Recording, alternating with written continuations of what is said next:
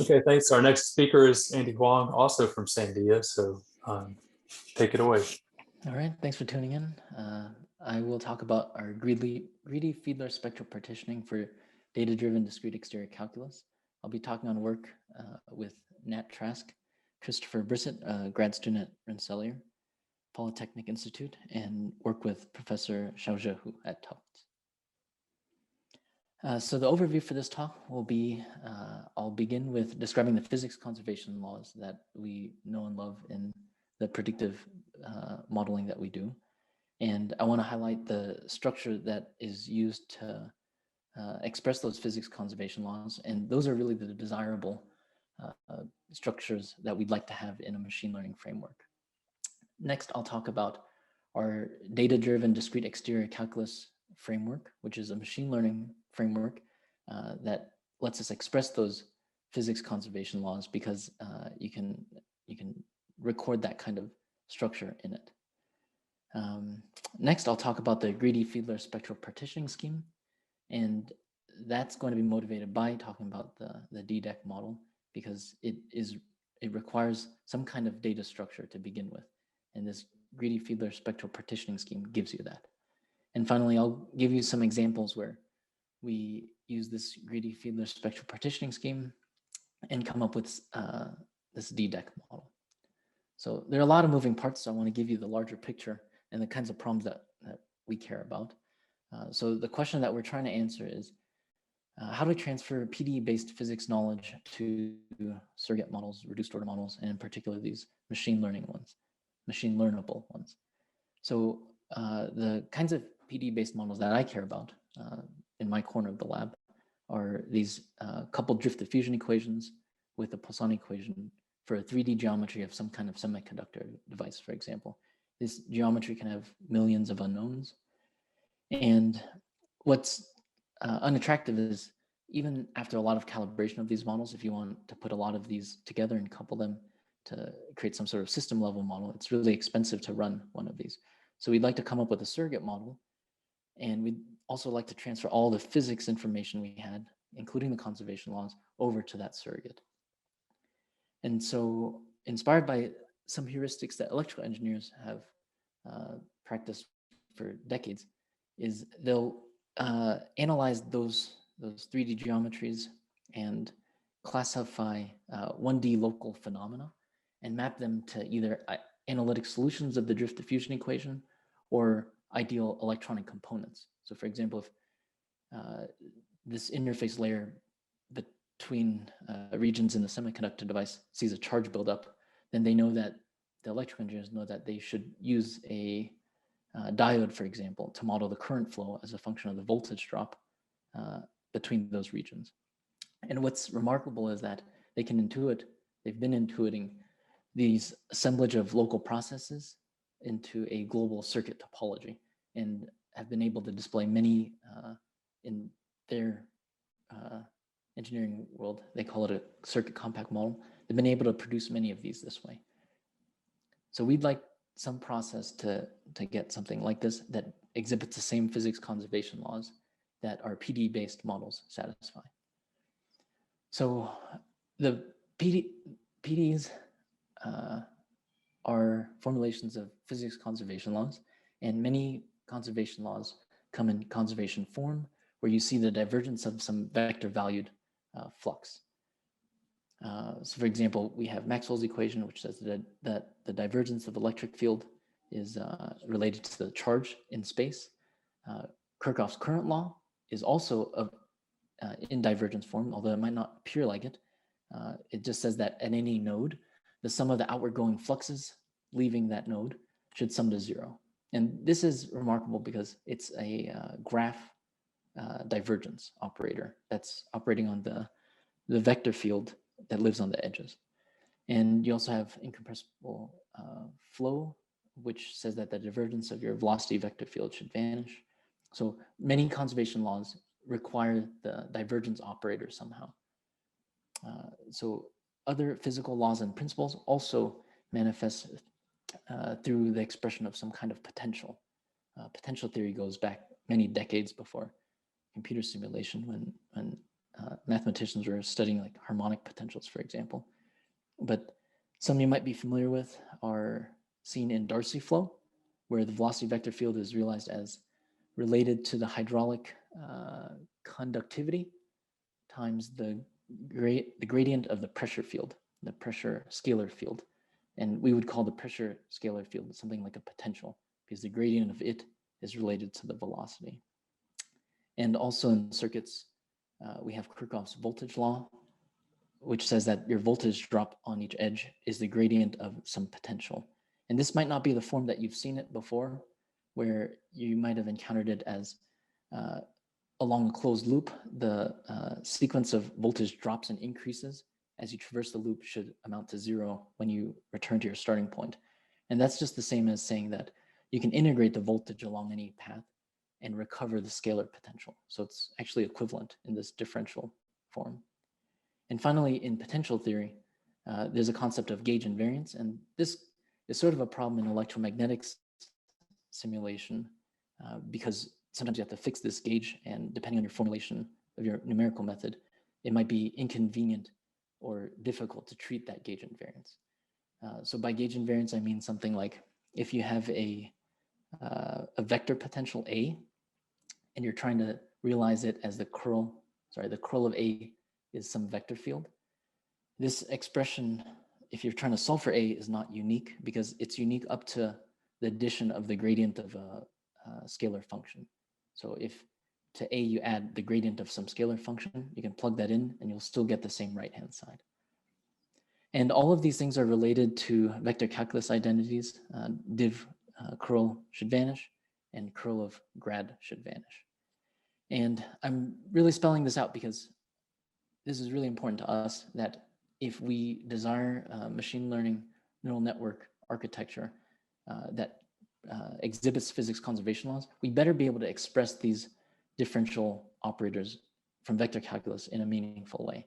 So we choose to embed these a priori into our network architecture so that whatever models that it learns, it will satisfy the conservation laws that you can express in that structure. So the way we assemble this, well, we've assembled this into a data-driven discrete exterior calculus structure.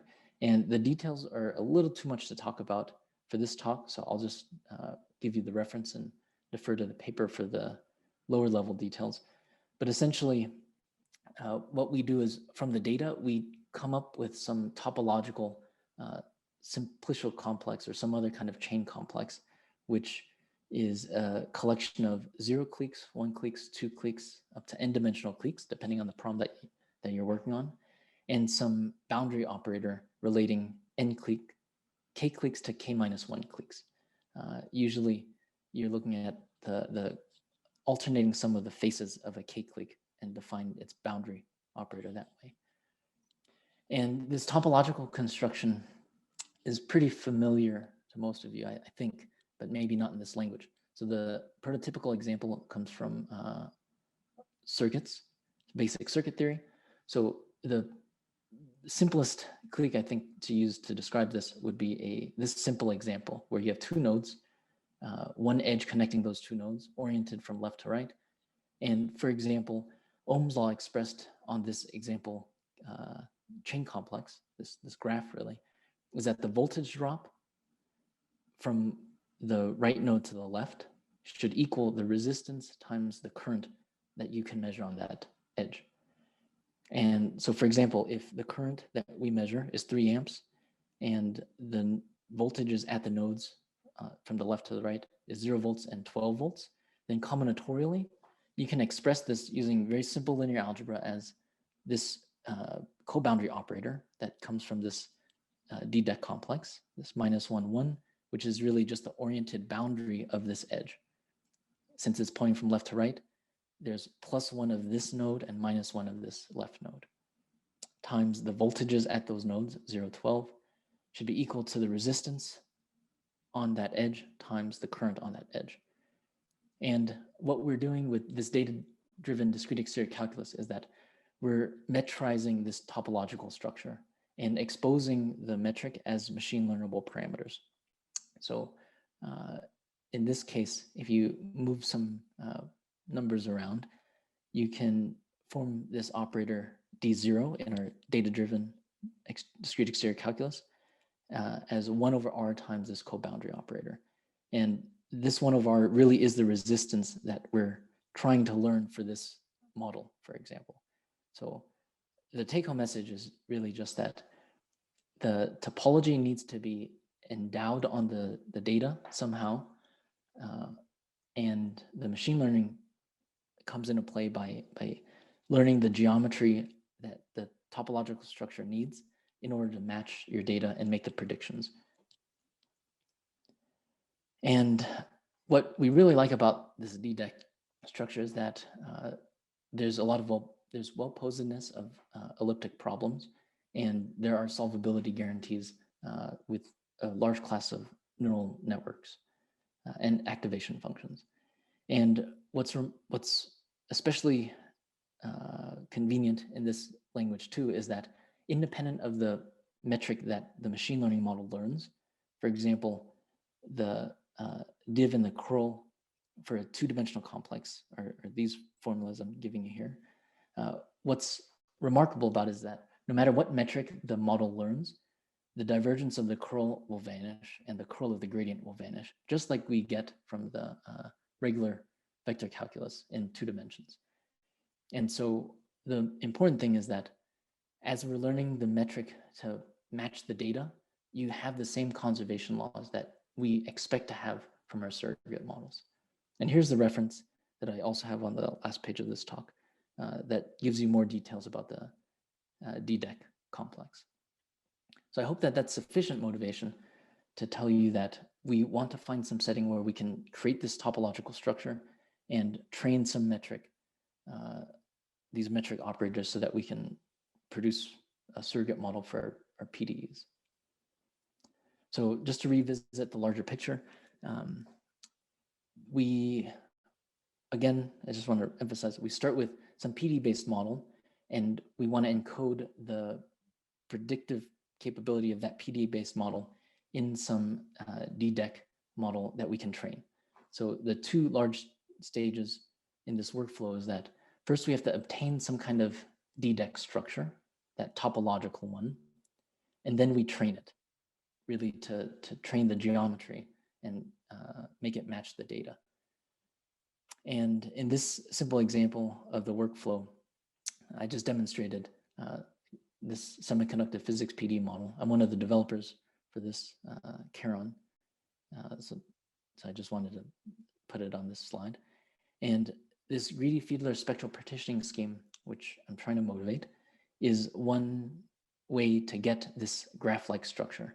So in this process, we started with some model of a resistor, for example, where you see the electric field varying from the top left to the top right, because you're applying different voltages at the 2 top corners. And there's some electric potential that's distributed inside this region. And so finally, when we get to that graph, we can actually learn those resistances on this simpler linkage of edges model. And that is a machine learnable surrogate model, which is computationally much cheaper than this 3D PD-based resistor model. And just so I could give another plug, a lot of my friends work on developing Zeiss, this open source circuit simulator. And our goal is really to put all of our machine learned circuit models in that software package. So one example, just to motivate how expressive this DDEC model can be once you've trained it, is I'm going to demonstrate on this PN diode. So using Charon, we simulated a simple diode where you apply voltages on either side, and there's current that flows through it. And using some kind of partitioning scheme, the simple graph DDEC complex we are going to train looks like this. It's just 4 nodes and 3 edges that connect them. And the current voltage relationship that we learn on each edge has a neural network and has resistances and other electronic components as we see fit. But what's important in this is that Kirchhoff's current law is enforced explicitly on this circuit. And with Nat's help, we were able to get this to train really well. And it's remarkable to us that we can fit data that spans something like 12 orders of magnitude, which is pretty typical for these electronic devices, and also very difficult for electrical engineers to choose these parameters. So the main takeaway for these DDEC models to me is that once we've identified a topology for this backbone of the model, it really lets us realize it as a circuit topology, because on each edge, we can imagine this neural network, or a neural network on each edge, and that replaces heuristically chosen ideal electronic component like a diode or a resistor. And what's nice about this too, and there's more details in our paper, and there's just no time to talk about those details here, is that we don't need to do parameter tuning like we have to do in pins, because we can do it through PD constraint optimization. So finally, I hope I've motivated this really Fiedler spectral partitioning scheme enough that you can see how it fits into the larger picture. All we're really trying to do is get to some graph backbone that serves as that surrogate model structure where you can train the metric. So the greedy Fiedler spectral partitioning scheme starts with solutions to the PD-based model that we care about. And you could do this over a bunch of different parameters so that the model we end up training has all that data to begin with. And the idea is you take the solution manifold from the, in this case, finite element simulation mesh, and that solution manifold has a graph Laplacian, and the metric comes from its embedding just in Rn, because it's a solution manifold. And we use its first non-trivial eigenvector to partition the domain in two. So the first Fiedler eigenvector will have a positive and negative sign on different parts of the domain, and on its nodal set we apply that cut. And you can iterate this a couple times. For example, we iterated it 7 times here, and you get this kind of complex. Sorry, I don't know if I see the chat window. And it's the dual graph to this partitioning that is our DDEC complex. Oh, sorry. Yeah. I'll try to pull up the chat window. Yeah, 18-minute mark. Okay. So maybe try and wrap it up. Okay, I'll just wrap this up with the last 30 seconds or so.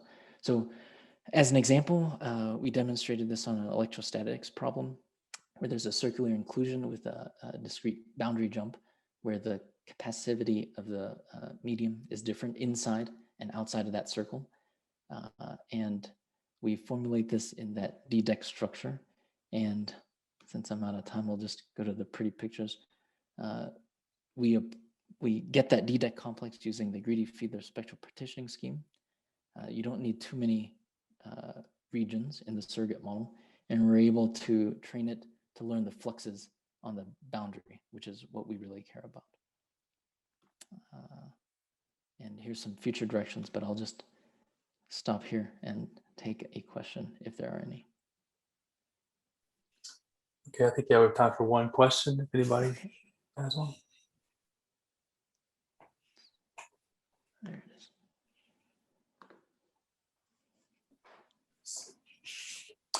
And I guess I'll ask one real quickly. So the partitioning is done outside the training. That's done ahead of, like that's done in one step, and then you actually do the neural network training after.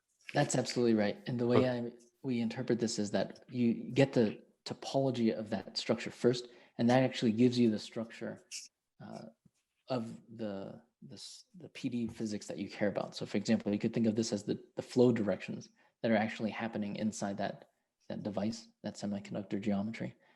And the DDEC makes sure that the conservation laws, like the Kirchhoff current law, where the outward going fluxes from this node should sum to 0, are exactly enforced.